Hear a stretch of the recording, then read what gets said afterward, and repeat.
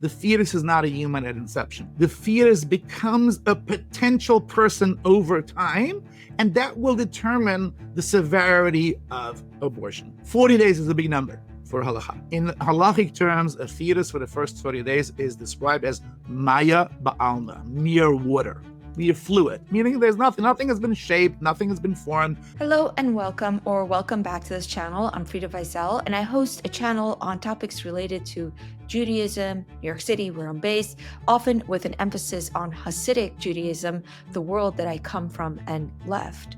Recently, I sat down to talk with Rabbi Ysoscher Katz, who himself grew up in the Satmar Hasidic world and is now a rabbi in a different Orthodox Jewish community. We discussed a lot of very difficult topics in relation to halacha, Jewish law, and sexual mores and reproductive health. For instance, masturbation, birth control, abortion, and so on. And I divided that interview in 2 parts. This is the second part, where we'll be focusing on abortion, infertility laws, relation to loss of unborn life like miscarriage and stillbirth, and so much more. I hope you'll stick around for both interviews, and I want to thank you all so much for supporting this channel. Now for the interview. Speaking of halacha and abortion, can you talk to that? I mean, just briefly, this is like, this usually ends up being semester or year-long classes at yeshiva, but if Hillel can teach all of the Torah while standing on one foot, I should be able to do it in 5 Rabbi minutes. Katz can do abortion in one interview. Sure, exactly. Sure, whatever. Just to use Christianity as a foil. I'm not an expert in Christianity. It's not my expertise at all. But the superficial, approach in which I'll try to contrast Judaism is that classic Christian attitude. Classic, again, obviously, there are hundreds of Hasidus within Christianity, and there's bells and Satmar visions there, just as there's by us. But the kind of the mainstream conservative view on abortion in Christianity, of course, is based on a verse in the Torah, right? And the way they read the verse in the Torah, which says, and I'll say the Hebrew and translate, is Shofech dam ha'adam be'adam, damo yishafach, right? If anybody spills the blood of a person in a person, it's considered murder, and therefore they should be killed. So it's explicit. The Torah talks about killing a person within a person. How can a person be within a person, i.e. a fetus? So the Torah, according to their understanding, explicitly prohibits abortion. And not only does it consider abortion, but 2 things. A, it calls the fetus an adam, a person, right? Spilling the blood of a person in a person, that's number 1. And the Torah says explicitly that the punishment is death, just as the punishment would be for murder.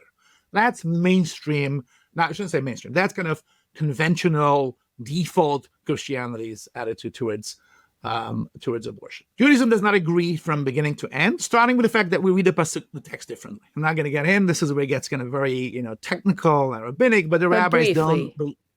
Okay, so briefly, how do we understand the text? Yeah, sure. So it's as I tell my students always, you might know the reference, right?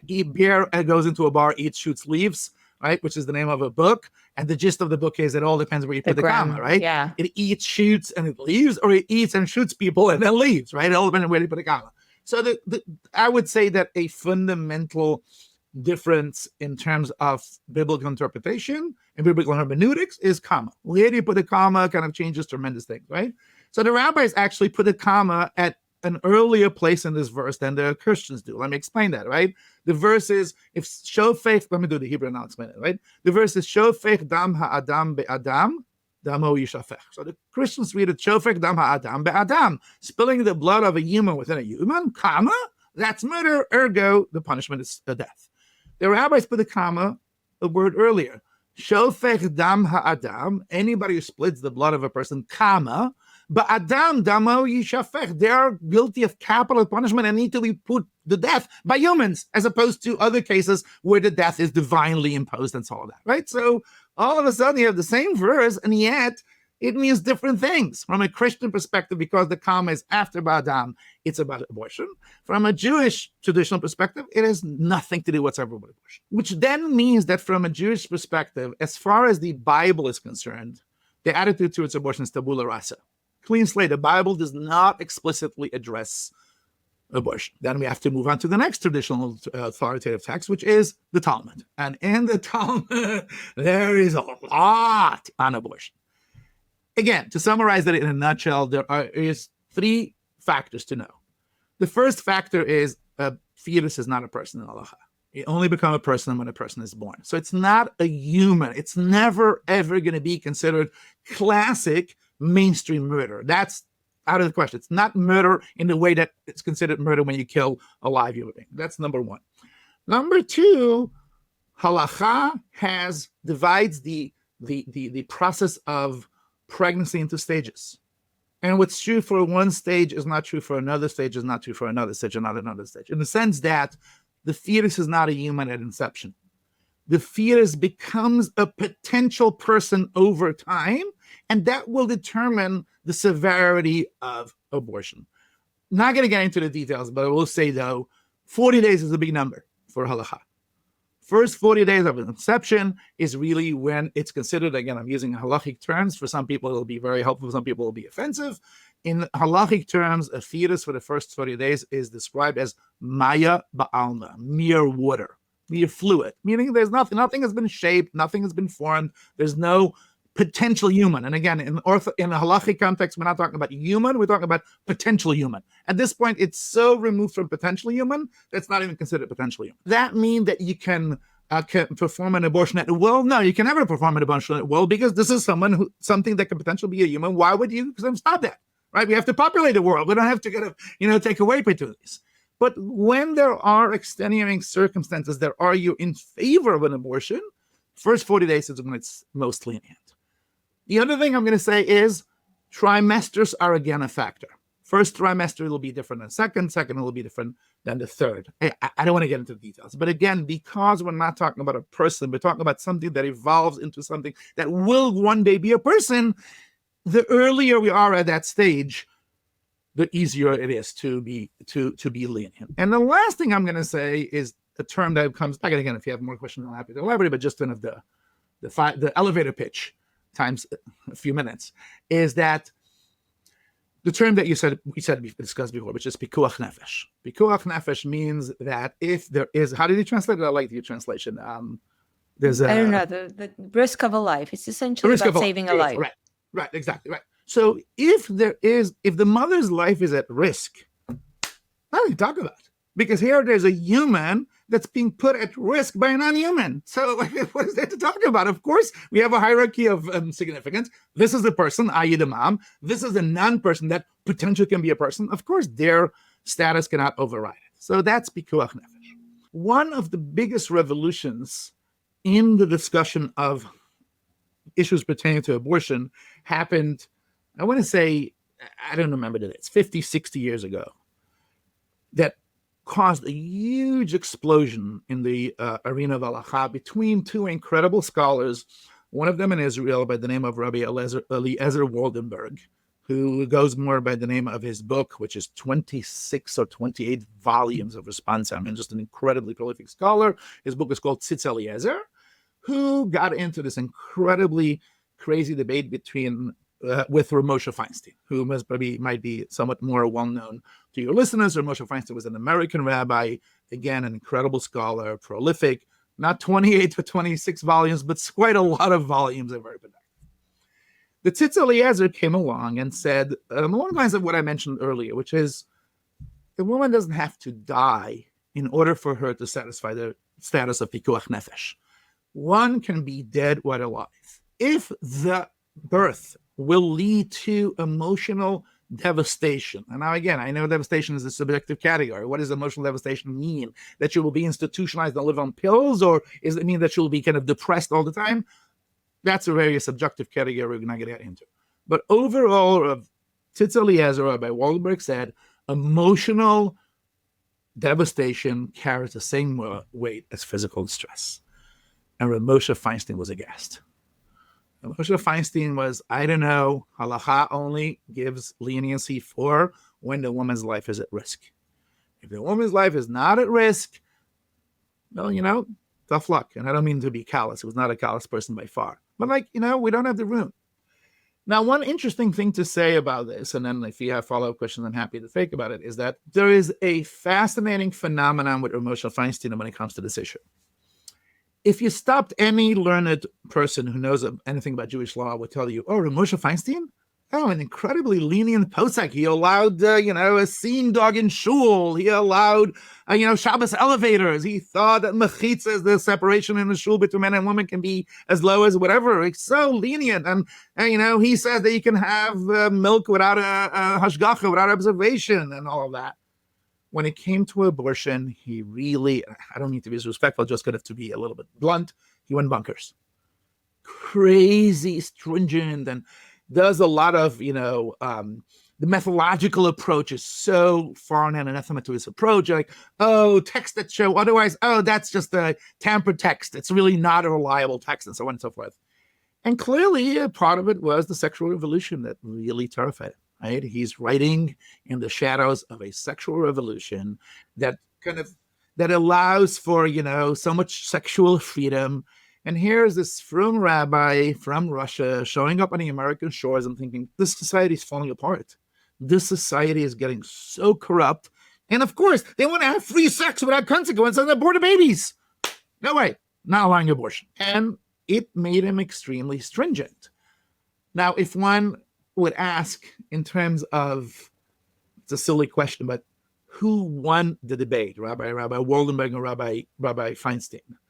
I would say that Rabbi Waldenberg didn't win the debate, but Rabbi Feinstein didn't. I'm sorry, Rabbi Feinstein did not win the debate, but Rabbi Waldenberg didn't lose the debate. Meaning that now, every time when a rabbi is asked about abortion, they kind of try to navigate their way and finding a way to kind of appreciate the sensitivity of Moshe Feinstein, but at the same time also accepting the important insight that Rabbi Waldenberg has introduced. And I have to say that the impact of Rabbi Williamsburg's introduction of emotional well-being as a valid variable in the halachic discourse has revolutionized the discussion of halacha. And we're talking about the most radical cases, right?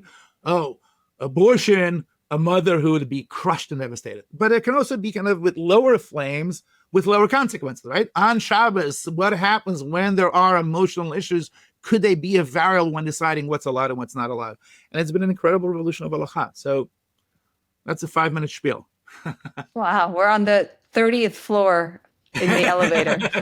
Exactly. It's a lot. It's really, really helpful and thought-provoking. I found that very interesting. Your comment about Moshe Feinstein in context was very helpful because I was going to ask you, where does Jewish sage take such a passion on the abortion issue, which feels like it so animates a different part of the population? Was he impacted by a context that made this so relevant? And it's interesting that you're talking about the 60s and the sexual revolution as having influenced him, because in some ways the 60s was made possible by the invention of birth control, meaning the sexual revolution was made possible by the ability to have sex without constant risk of pregnancy. So in theory, it should have made abortion less necessary, but of course we know that happens. That doesn't always happen, right? That will always happen. Yeah. What happens from a halachic perspective if there is a dispute within a couple about keeping a baby? Yeah. Whoa. You're not asking softballs, that's for sure. Thankfully, it's hypothetical. Yes. No, it is not. It's actually kind of for us. No. For us, Baruch Hashem. But I mean, it happens often, right? When one person says I can't do it, and the other person says I can. I'm going to give you the yeshiva bacher answer, and then I'm going to give you the real answer. Meaning, what I mean by yeshiva bacher, meaning I mean people who are trained to explore the halacha almost exclusively through intellectual prism. Right? Meaning just kind of sheared or shaved from extraneous or secondary considerations. So if you look at it from a purely legal, philosophical perspective, right? It is an interesting question of who owns potential children, right? Is there such a thing of ownership, and does that even make sense, right? Now, the simplest application of that is what happens if a couple has preserved, their sperm or their eggs for future impregnation, and then one of them change their minds. who owns those impregnated, the sperm or this impregnated ovum. And that becomes a real legal question that has happened a lot in Israel, right? I mean, I don't know how recent it was, a couple that did that, and then the husband died, and the woman wanted to have that child, and the parents of the deceased husband fought about it and said, did they own it? Does she own it? And all of that. So from a technical perspective, one would kind of apply that to the question of abortion as well. What happens if a husband and wife disagree on an abortion? Who has to say and who has not to say? But thank God, like I said before, most rabbis also bring a little bit of their neshama to these conversations, a little bit of their soul. And let me be a little bit satmarish, a little bit blunt, and then I'll take it back.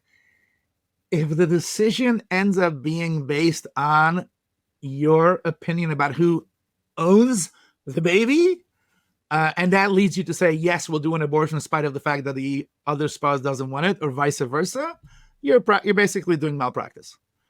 Because that's not the way something so monumental should happen, where the weight of the law should dismiss the feeling about something so central to the decision. Now, you might say, well, the law is the law, and what can I do? But you probably shouldn't be a rabbi if you don't know what to do in such a situation, because at the end of the day, I mean, again, I don't think any rabbi who is passionate on abortion issues is not devastated by this. It's not a game, and in spite of what popular media would make you do it, it's not at will. It's not flippant. It is one of the most painful, difficult, and monumental decisions. And I have not had an experience dealing with these issues where all three parties did not put on the phone or finish the conversation bawling. It's a hard one, but it better be something that everybody has arrived to the same place. It doesn't mean everybody has arrived to the same place to the same degree, right? It could be that partner A wants it and partner B has come to the realization that my desire to build a home with that person is strong enough that it will override my discomfort with this. But if you end up making the decision because, she is the one who gets to decide or he gets to decide, you must probably should be fired and not be in this line of business. Okay, I'm not in this line of business, so you don't have to worry about that. Lucky you, I'm not so lucky. Lucky me. Check your privilege. I've never I just felt have more to use fortunate. that term because people use it for me all the time. Yeah, absolutely. Throw it around. Exactly. It feels good. Having gotten that out of the way, who does own the fetus? Does the woman, the mother, own the fetus? Is it her halachic body and therefore an extension of a limb to her? I'll take the fifth on that one. You are a feminist. I'm just kidding. We would no, like you can to say think... anything to me. I'm just interested. Alice. What does Jewish law say? What does Jewish law say? It's hard to do justice. There's no, there's no simple answer. I think in general it is. I'm going to say a word, but I'm going to take it back, right? In general, halacha tends to be somewhat more patriarchally oriented, right? So there is a general assumption if, we have to kind of guess, you would guess it's the man or the woman. And on simple terms, on very superficial terms, the father owns the child. The father owns the unborn child. But again, that's just very superficial, and it goes to the bigger question, which is so complex, right? When it comes to creating a human, right? The mother contributes what she contributes. The father contributes what she contributes. The mother cannot do what the woman cannot do with other man. The man cannot do with other woman. So how do we then decide, superior, ownership and superior possession? And, what I'm saying mostly is based on discussions within the financial arena. What I mean by that is that if someone damages a fetus, who has standing in court when claiming compensation? That's really the context in which is discussed in the Talmud, right? So that's a little bit of a softer arena, right? We're talking about, they're not in dispute. It's just a question of who can bring the perpetrator to court because they caused a loss of a fetus. Oh, is it the father? Is it the mother? Now, it does happen that it also trickles into personal arena. What happens when one has to have an abortion, one doesn't want to have an abortion. And the way halacha works is sometimes halacha will not discuss it specifically in your case, and you're going to have to draw from a different arena into the arena which you are discussing. Is it a fair comparison? Is it not a fair comparison? Is it legitimate or not? You have to be a yeshiva bacher to find this exciting. And lucky you're not. So, yeah, it's a very technical. Check my privilege. Check my exactly, privilege. Exactly. I mean, the problem also is with these things that you can't, at this point in the conversation, it's been so, let me say it positively, it has evolved so much that you can't, my teacher once, I had a line, a teacher who had a funny sense of humor, who said, today you can't say a chiddush anymore. You can't say a new idea.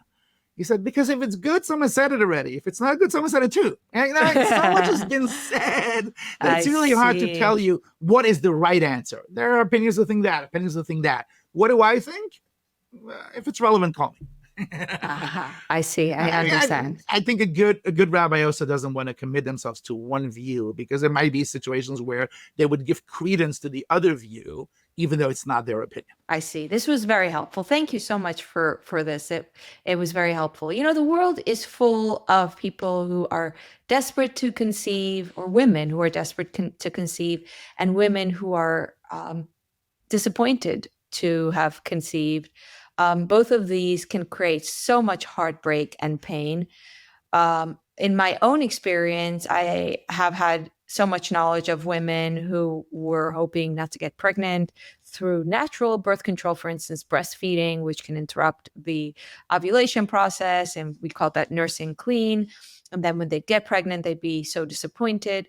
I never knew of anything that happened outside, like after that, in terms of women who had gotten pregnant and didn't want the baby, except that they carry the baby to term and raise the child. Do you know of more to that? What's happening behind the scenes? I don't know a single woman who quietly got an abortion, although I assume that exists. What do you know? Right. It's like I say about other areas of halacha, which I'm not going to get into the specifics right now, which is with time, the degree of separation shrinks constantly, right? Whatever that area of halacha was, I like to tell people always, if I asked you, do you know a person who was struggling with that issue? And you would say, I've never met someone like that, I have no idea. And then with time, it turns out, oh, I think my neighbor's daughter struggled with that issue. Or I think my cousin's wife was struggling, or my brother's son, right? And over time, society evolves, our understanding of the way, society functions, and our ability to own our realities changes. And at this point, if I tell people, oh, do you know someone like that? I'm like, no idea. I'm like, do you know that nephew who, was kind of a little different and odd? That's what it is. I don't know your circle well enough. My guess is that you are at best 4 to 5 steps removed of people who have closely, they themselves did, who have grappled with this issue. Because, like I said, slow modern Orthodoxy and fast Orthodoxy. And, couples have come to realize in the Haredi community that their feelings matter. It matters what they think, right? Our parents were frummer in a good way. If that's what God wants from us and that's what the Torah wants from us, we'll make it work. And they made it work. And we can talk ad nauseum of what an emotional toll it took on them and on their kids. For some people, it took a huge emotional toll. For other people, less so. Check my privilege. I grew up in an incredibly beautiful home where observance to the T was just so beautiful. I'm sure my parents struggled with issues. I know they did. But they were just, that's what HaKadosh Baruch Hu wants from us. That's what God wants from us. And we'll make it work. And they made it work. But I think I made it work means it was a loving home. It was a happy home. In spite of a lot of hardships. That's no longer the case. People just, feel that, I want the halacha to give more credence to my reality. And that includes, revisiting first principles when it comes to family building. So could I say that you're 2 degrees, not you, people in the community are 2 degrees removed from an abortion? No, but 5, 6, and it's amazing. Yeah, if someone did have an abortion, let's say a woman found out she's pregnant, she panicked, she went to the clinic, she got an abortion. Are there steps in Judaism after an abortion to maybe she's feeling bad about it, she's grappling with it, she's feeling grief? One of the most difficult challenges for, you know what, let me talk about other people, I'm talking about myself. For anybody who has ever paskin about abortion, happened to me one day when we had a seminar at the yeshiva where I teach. I teach at a rabbinical school here in Riverdale, and occasionally we'll have seminars on various medical issues. So we once had a seminar on abortion, and we had a rebbitzin from the community come in to talk about how does she handle, the pastoral side of this issue. Right, a couple has decided to have an abortion. Not always the case, but more often than not, the woman is going to be the one who's going to go to the rebbitzin.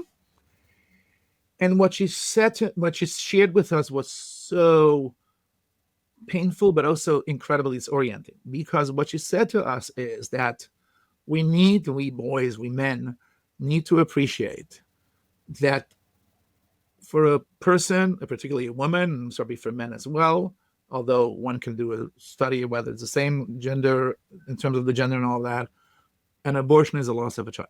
It's just a loss of a child. It's a death.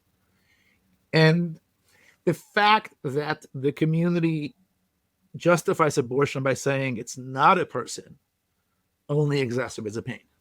Because for them, they've developed an emotional connection. This is someone that they carried, right? And of course, as time evolves, the connection gets stronger and stronger. And it was incredibly powerful, number one, to kind of realize that and appreciate that, because, we are in this little, ivory tower of halacha, and it's all abstract and allowed and not allowed. There's a human person who has been lost. But I think the other piece that was very hard for me is that now I have to learn to hold down competing values simultaneously, right? Because if the woman comes to me and says, Rabbi, can I have an abortion? A big part of the philosophical basis for the answer in the affirmative is, yeah, because it's not a person, so it's not murder, and therefore your health and your well-being trumps this non-person's existence. But at the same time, when I take off my halachic hat and I put on my pastoral hat, I need to talk to her in terms of what does it mean to lose a life, to lose a child. And depends on your orientation. I happen to love the aspect of the rabbinate the most, the fact that you're pushing yourself to hold on to two truths at the same time and be able to own them both simultaneously. Now, some people might hear this conversation and say, you're just nuts. Like, wait, make up your mind. Is it a person or not a person? Happy to talk to you on the phone if you want. I'll explain it to you. But yes, you need to be able to kind of, on the one hand, own from a legal perspective. When you talk with your head, just with your head, this is not a person. And therefore, if the person is in danger, if the carrier, the mother is in danger, their well-being, physical and emotional, or their children's well-being trumps whatever it is. And at the same time, also honor and cherish the reality of this woman that she's losing a child and needs you to be there for them. So are there actual specific rituals she can perform? Yeah. So that's kind of the beauty of, again, the halacha evolves. 20 years ago, 30 years ago, I don't know. Don't call me on that. It's 40, 30, 20, whatever. It used to be a time when a family had to perform an abortion. It was like, get rid of the fetus, leave it with a company that collects fetuses or whatever. Now there's a much more sensitivity, and there are, big discussions of, can we do a burial?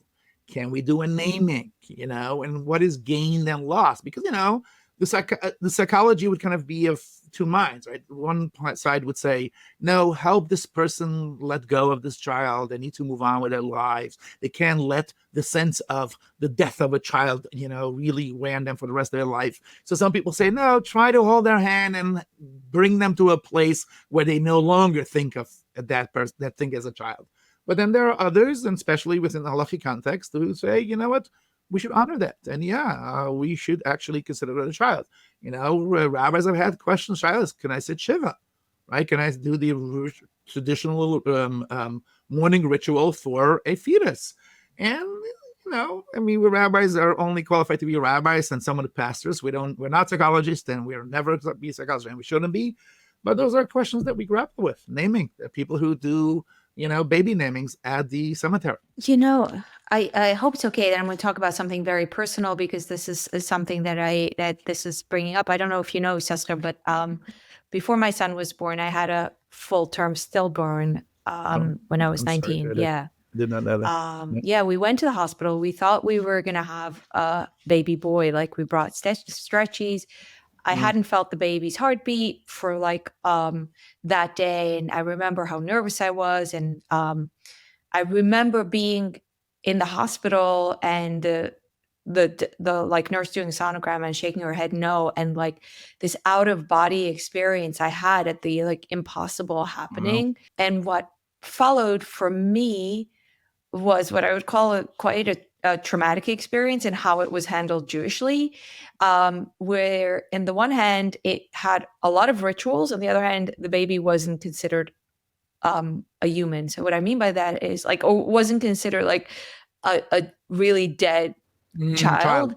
Right. Yeah. So on the one hand, because it was a fully developed baby boy, it's so interesting that we're talking about the idea that the child, if it's not born, like, is not a child until it's born, because even though it wasn't born breathing, and actually they called him it, he still needed to have a circumcision. He still was named. However, they named him Boaz, which they chose specifically because, like, they didn't want to give a non-living child a name that is used. Like, they essentially pick names that are not used. And every time I meet someone who's Boaz, I'm like, I guess the name is used after all. Wow. You know, obviously it's not used in the Hasidic community. Depends on which community. Exactly. Depends on which community. Exactly. But they picked a name that with the intention of when Techiyas HaMeisim happens, when the resurrection of the dead happens, when the Messiah comes and all the dead come back to life, he should be ready to return to life. So there was an assumption that he will have a life yet, and therefore he needs to come to Jewish burial. But because he's a stillborn, he needed to be buried not in the big cemetery in Kiryas Joel, but in a New Jersey cemetery. And what was really upsetting was they asked me to bring the baby home by myself when I came home. And in the end, I resisted. It was so scary for me to be in the car with the baby. Alone with the baby. Yeah. And they decided to and they did it on their own. But for me, the whole process was like so procedural. It was like there were all these Jewish legal steps we have to take in order to ensure that this child can return to the living one day. And I didn't find it comforting. Now I can see it in a way that might be comforting, but it was so procedural by all of these people who are handling stuff. At the same time, people didn't treat it like I had a child and the child passed away. Like, if you have a child and the child just lives a day and passes away, then you've lost a child. But I hadn't lost a child. I had a stillborn. And people would sometimes say, oh, you had a miscarriage. No, it wasn't a miscarriage. I had a child. I don't want to make light of miscarriages, but I felt like he was in a stretchy, like I had met him. So anyway, I hope I'm not making anyone uncomfortable by sharing something. I can't speak for anybody else, but or you. But I find this all very relevant because I never explored it. It was like from a Jewish perspective, I never explored what that meant or what was going on that all of this went down. Right. I mean, just a quick, first of all, thank you for sharing. I very much appreciate it. And I mean, it's not at all uncomfortable, and it's actually powerful that you can share your experiences, especially given the vast audience that you have. I would say two things. Is that number one, I think more and more people realize that paskening, right, saying what the law is at best half of the project, probably much less, that there is an essential and integral pastoral piece.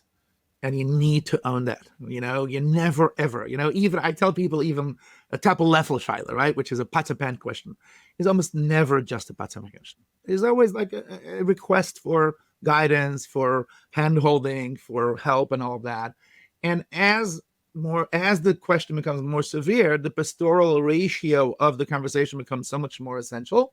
And I think that this is a influence of the more liberal, left-leaning segments within Judaism of recognizing the pastoral piece of the rabbinate. But I think, like everything else, it seeps in eventually into the other denominations. And I think more and more people realize that there's so much to the pastoral piece and the sensitivity piece. That's one thing. The other thing I'm going to say is that one of the things that you learn as a posek is that no two people are alike, and one woman says, please help me, turn this person or honor my sense of this person as a child. And for the other person, this is just terrible. And please help me forget this child. And the rabbi needs to be a clean slate. The rabbi should not come with any preconceived notions of what's right. That's arrogant. That's paternalistic. Listen to the person and be there for what they need you for. And I think that people are getting better at it across the board. Very interesting. It's very interesting. Yeah. I mean, speaking of 20, 40 years ago, this was 20 years ago. I do wonder how things would be different now. I want to talk about the other end of the spectrum when people really, not loss of life, but the efforts to create life and the pain that people go through on that side of things, especially when they deal with infertility. Can you speak a little bit about this, particularly the Satmar Rebbe's perspective? I think that's interesting on treatment for people who are dealing with infertility. We know, for instance, the Amish, it's largely viewed as if God doesn't send you children, that's your fate, and you accept that. So how is that handled in, let's say, the Satmar Rebbe's views? Right. So, Satmar Rebbe fought so many battles. It's hard to kind of, figure out which one was his primary fight. He fought Zionism and he fought, sexual impropriety. And legend has it that he said that if I wasn't fighting those fights, I would have fought the Litvaks and their learning style. It was just a lot of fights. But he actually is famous for also waging this crazy battle about artificial insemination. Right, where a couple could not, get pregnant, and the question is, could we have, the woman's ovum, right, the woman's egg, being impregnated by someone else? And that was an issue that came up during the time. Again, I'm bad with dates, 40, 50, whatever. Don't hop me on the dates. But when he was alive and about a good 10, 20 years before he died, and it became a question of whether or not a couple who was struggling with infertility and the husband somehow is not able to impregnate a wife, the husband's semen is not sufficient or whatever the term is, could they consider being artificially inseminated, literally? And with another man's semen. With another man's semen, exactly. Another man's semen, IVF, right? And right. So IVF is usually not another man's semen, is it? No, I'm sorry. Pre-IVF, right? Artificial insemination. And this is where you get so much insight into the Satmar Rebbe's, values, philosophy, and all of that. He came up with this radical idea that the prohibition against, infidelity of a married woman sleeping with another man does not require physical contact. That even if the woman and the man and the woman and the other man had zero physical contact, there was no sex, but woman, Sprinzy, let's call her Sprinzy, right? Sprinzy's ovum, Sprinzy's egg was impregnated by someone else's semen, someone other than her husband, it's considered infidelity. It's considered adultery. Because adultery is not about the sexual act, it is about the producing a person through the interaction of another's sexual creativity. And the Jewish world went nuts. Now, apropos of what I mentioned before of Moshe Feinstein, who, when it came to abortion, was so stringent for whatever reason it is, here Moshe Feinstein resorts to foreign. And he is generally just a more lenient, open, whatever term you're going to use is going to be insufficient and insufficient. He went ballistic. How in the world can you even make such a far-flung, far-fetched argument when what we're dealing with is a couple who is desperately trying to have a child? There is no physical contact. There's no sexual impropriety. What in the world are you talking about? And it became this fierce battle between Satmar Rebbe and his accolades, and I don't mean this in a negative term, like the people who are generally naturally inclined to follow the Satmar Rebbe. I mean, I can name drop it, it's not going to mean much to your audience, but a lot of the Hasidic Rebbes, and primarily Reb Moshe, who fought tooth and nail, and like I don't know if I should reveal the secrets of of rabbinic discourse. I like many a rabbinic discourse, it starts on pure intellectual terms, but pretty soon trickles into the personal, and it became nasty. And I don't want to, I don't know. I'm going to say it with a caveat. The nastiness, for the most part, came from one side. And you can, yes, exactly. More from the Hasidic side against Rav Moshe. They basically just, started demeaning, humiliating him, knocking him, and it was awful. It was awful, and yeah, it was awful, and I can go on with tell a lot of stories because I like stories. It was nasty. It was nasty, and I don't know if such a thing as a winner in these conversations. It's a silly term to use, but I would say outside of the narrow confines of the very hardcore Haredi community, and I'm talking about even internally within that community, the hardcore, Rav Moshe won the day. At the end of the day, it was a far-fetched argument, to use, I think it was Judge, the famous Supreme Court judge who said, what's pornography? I can't describe it to you, but I know it when I see it. We all know what adultery is. We know it when we see it. Adultery is when a man and a woman sleep with each other. And no matter how many texts you're going to bring, and Satmar Rebbe was not a pushover. He knew his stuff, and he brought this. There's a famous Rabbi named Peretz, right, a medieval scholar, and that he brought and tons of texts. It just didn't matter. It's like, Rebbe, Joe Schmo Seaman is used to impregnate Sprintz's ovum. No adultery here. We're talking about, But I will say one thing, just to bring it full circle to what we started with, for better and for worse, is that because Kedusha, right, we talked about sacredness, holiness, right? It's such an important factor for the Haredi community. And as I mentioned, as we discussed earlier, in some cases, it can be a very positive, spice thrown into the sexual experience. Not only is this a physical pursuit, but this is also a sacred pursuit. Kedusha also becomes a negative variant when it comes to these questions. Like, maybe halachically, your Moshe might be right. It's not really adultery, but is this sacred when you take, a woman and have a child through an outside sperm, and not only an outside sperm, but a non-Jewish sperm?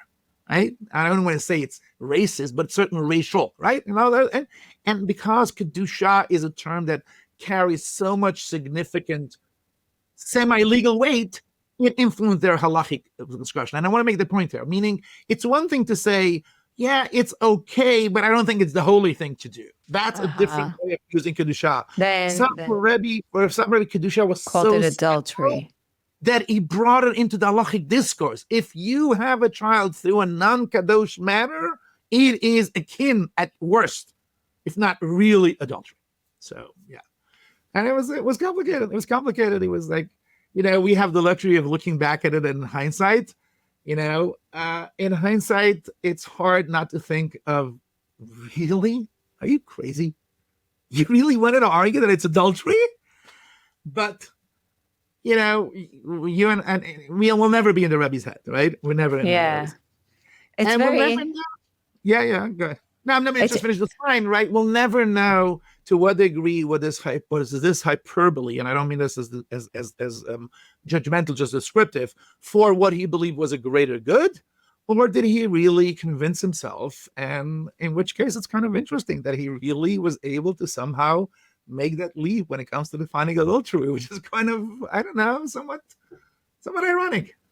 I don't know. It's funny, as you keep talking, I keep having in my mind the images of a very funky, weird novel called I Am Forbidden by Anouk Markovitz that was published like 15 plus years ago, that is about multiple generations of Hasidim starting in Transylvania, and It's an interesting novel. It's a weird one. I'm going to link it in the video for people who want to read it. But in the story, a part of the story is a woman of Satmar lineage who lives in France, or her family was in France at some point, and that was the case of Anouk Markovitz herself, who's not Hasidic but comes from like Hasidic background.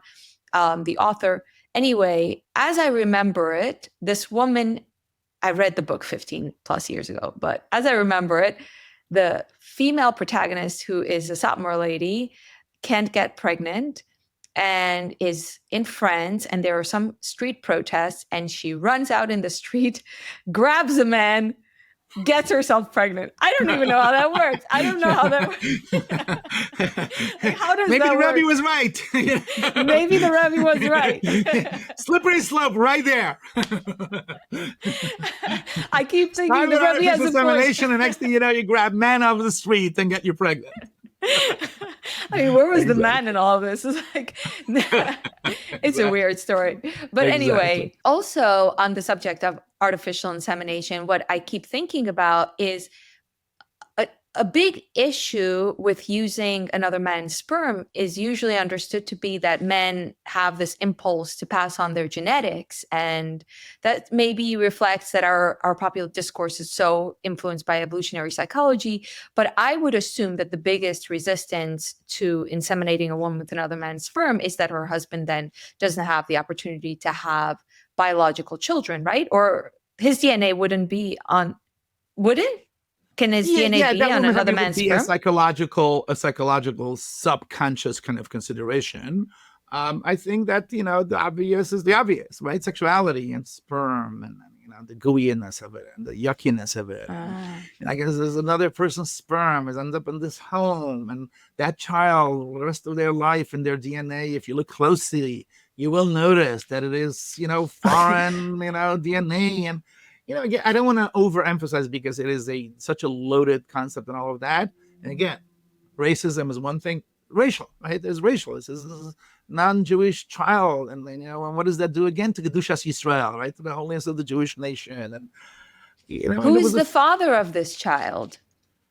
Yeah, so that's gonna be another class, right? Okay. Yeah, no, I think the general assumption is that when it's a question of, the reason I say that is because you and I talked about this offline when we were discussing is, right, there is so much debate now about what happens in terms of who is the mother when it comes to egg donation, when it comes to surrogacy, when it comes to uterine donation and implantation and so on and so forth. But that's all in terms of the woman. So clearly when it comes to the question of the man and the woman, shockingly, the man's contribution is considered far inferior to the woman's contribution.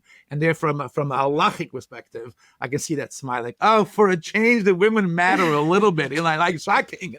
Like, wow. I'm a dispassionate listener here.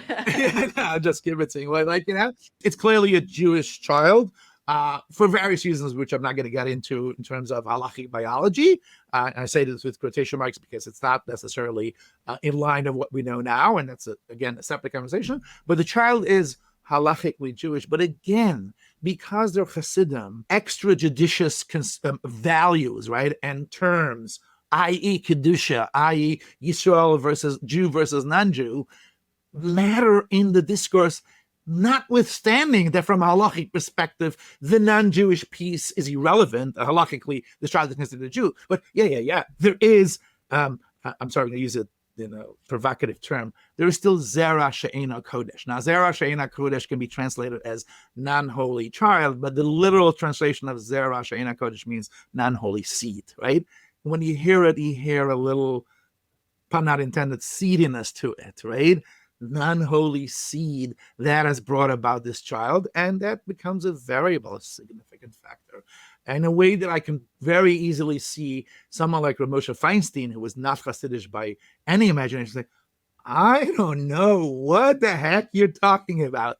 If you're giving a Dvar Torah Shabbos in your shul, talk away as much as you want about Zera Kodesh or Zera She'ena Kodesh. I'm talking about a law. In law, the seed of the non-Jew does not matter. Who cares? but they were operating in different universes. They were What do you talking mean it different does not things. matter? What do you mean by that? Meaning, halachically, the woman's ovum determines the status of the child. Ah, Who got cares it. what seed is here? What are you doing? What seed?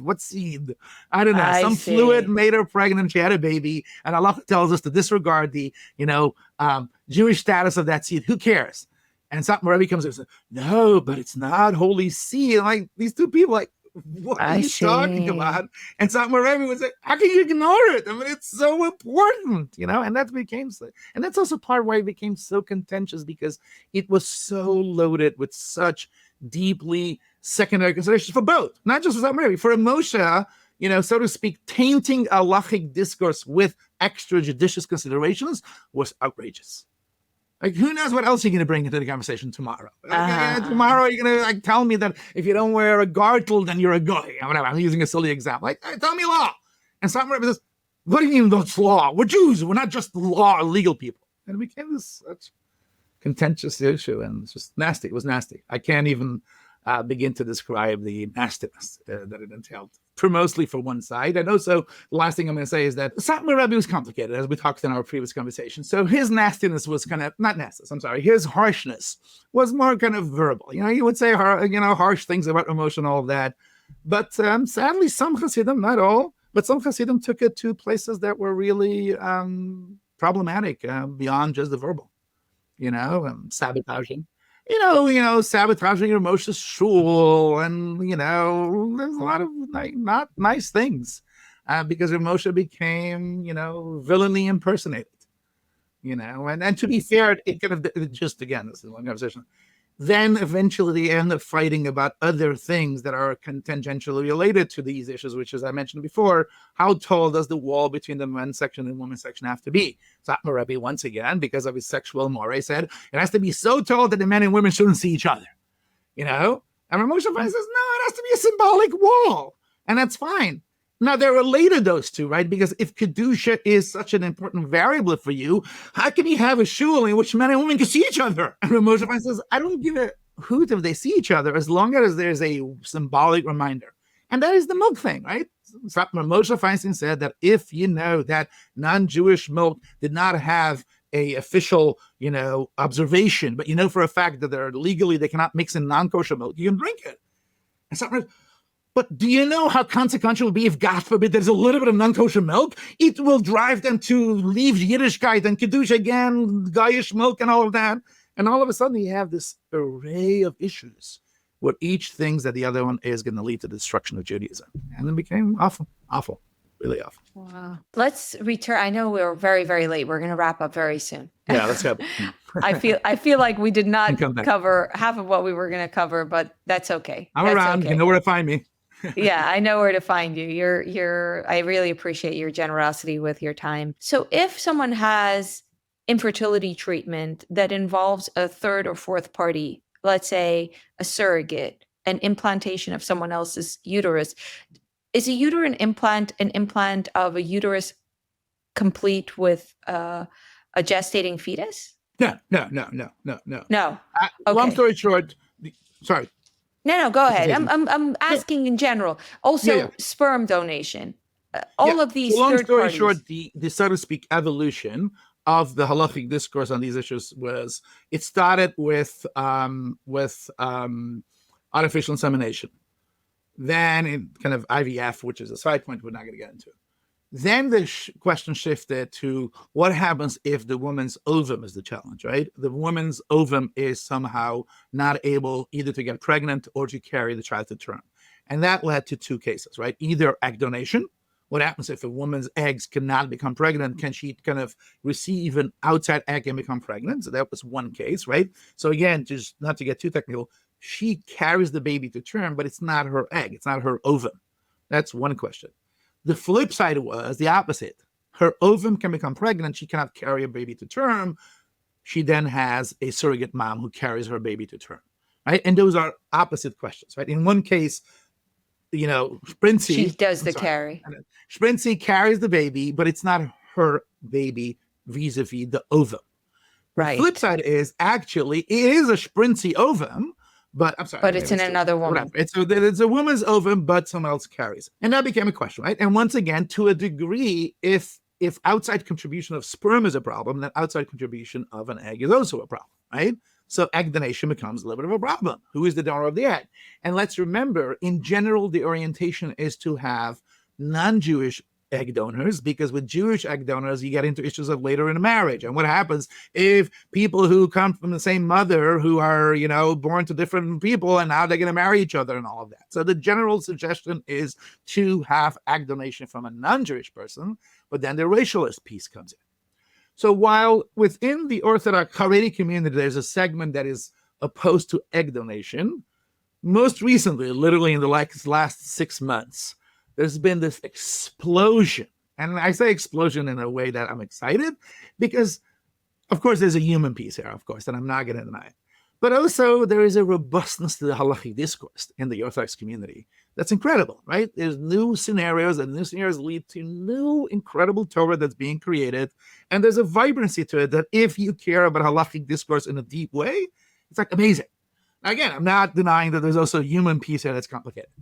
But the question became, what happens if, let's say, I'm not going to have a name, that A's ovum cannot become pregnant?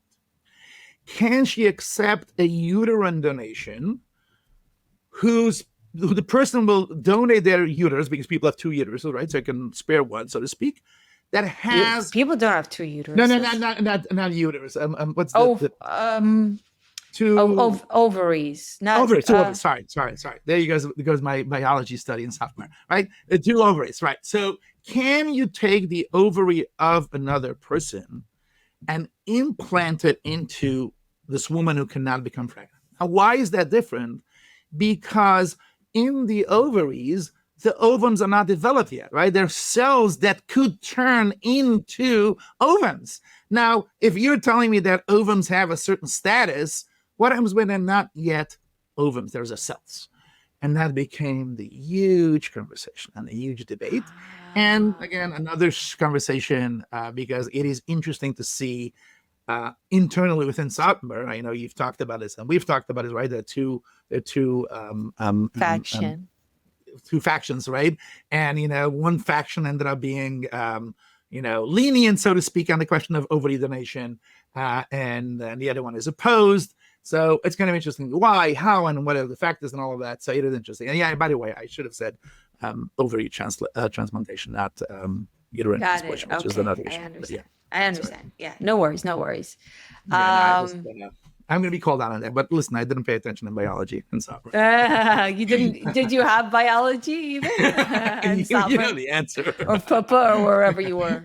You were in Satmar, right? You were in Satmar. I am born and bred Satmar until I was kicked out of Satmar. But that's another. Got it. Okay, that's the true graduation. Exactly. That's the true. Exactly. When I was kicked out, and wait till I tell you one day why I was kicked out. But that's another conversation, not for that. We have so much for another day, so much to talk about another day, but I really, really want to thank you for sharing so many thought-provoking things. I have so many things I still want to talk to you about. Really, I wish we could have touched female masturbation since we talked about male masturbation, because it's like something that I feel like I can't return on another day. I don't really want to do a whole episode of masturbation, but in Judaism, there's such a strong distinction between male and female masturbation. Yeah. Yeah, but we can talk. We can figure it. We can have a schmooze. I'm not going to respond directly to your question because it's so layered and complicated. I will just say that. We all know that the general assumption within halacha, and it's not Satmar or Hasidism, this is just classic mainstream Orthodox halacha, assumes a very strong gender division, right? Active versus passive, right? That women's sexuality, for the most part, is very passive, right? She's the receiver and he's the provider, right? And he's the one who's the active player and she's the passive player.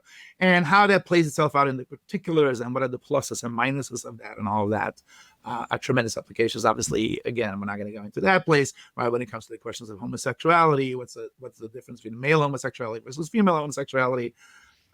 Another share for another day. Another share for another day. As you know, I've done a lot of work on this, but I don't think we can do justice to it today, Yeah, especially yeah. with the time clock. With the clock change, the sun is almost setting. So Yeah. I'm gonna let you go. I'm gonna let you. Rabbi Katz, thank you so much for such a geschmacka conversation. Only a yeshiva bacher can have a conversation this geschmack. Thank you.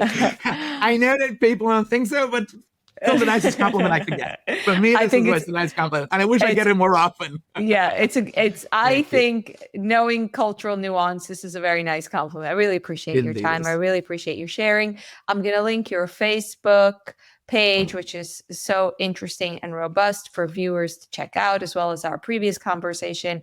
And I hope you'll grace us with another conversation in the future. This was always super a pleasure interesting. to talk to you, Frida, as you know. And we'll say that my wife often says that when they taught me English, they forgot to teach me the word no.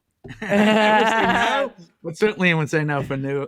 I will check my privilege and appreciate that this is something I can take advantage of. And not to flatter you, I think I do watch your videos. I still tell my students to watch your stuff because it's so insightful and so sensitive and so thoughtful.